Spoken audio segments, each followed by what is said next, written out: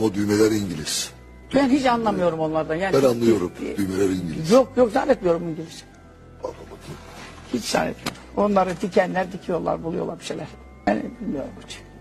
Yani bir şey getirirler, hediye Royal eder. Guards. Şimdi bu Kraliyet muhafızları. Royal Guards marka düğme efendim. ben hiç anlamıyorum işte. Yani o işi bilmem ama bana hediye gelirse hediyeyi sünnettir alıyorum.